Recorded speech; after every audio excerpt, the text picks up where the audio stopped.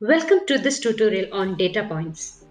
PurpleCube connects to a multitude of data sources using native or generic connectivity. Data points are used to establish a relationship with the source, target, or processing platforms. This includes relational databases, NoSQL databases, files structured or semi-structured, Hadoop systems, MPP platforms or warehouses, web services, REST APIs, several other cloud and API-based applications. Let us familiarize with a file data point creation. File data point is a generic data point connection used to access all file type data sources present on a remote location.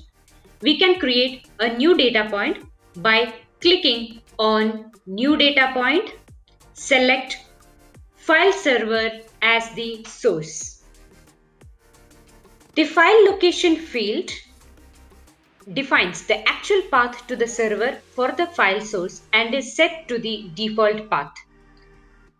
We need to ensure that the file we want to locate further for processing is present in the defined server path. We can specify the remote location such as FTP, SFTP, or Amazon S3. If the file is present on a remote location, provide the FTP or SFTP details such as host, port, username, password. Similarly, if a file is in the Amazon S3 bucket, we need to input details such as host, bucket name, access key, and secret key. Extract and load properties are set by default and are used to extract the file.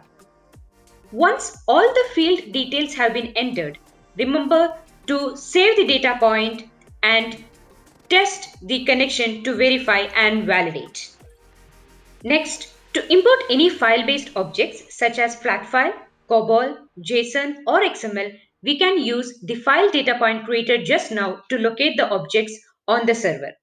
Next, we will review the concept of standard sources such as DBMS data point and their respective properties. Let us inspect a couple of our DBMS data points. To create a DBMS data point, click on New Data Point. The window displays all the available categories. Let us choose MySQL. Generally, all our DBMS sources require host, port, DB version, user ID, and password.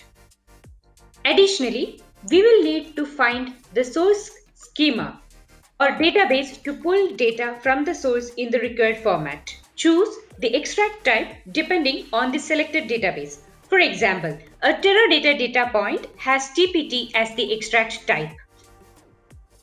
Load properties are defined to set the format of how the data is required to be loaded to the target database.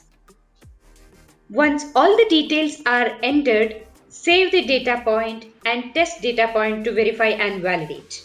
Let's review some predefined data points. This is the SQL Server data point. Similar to MySQL data point, the general details such as host, port, user ID and password are required. Set the extract type and the load type.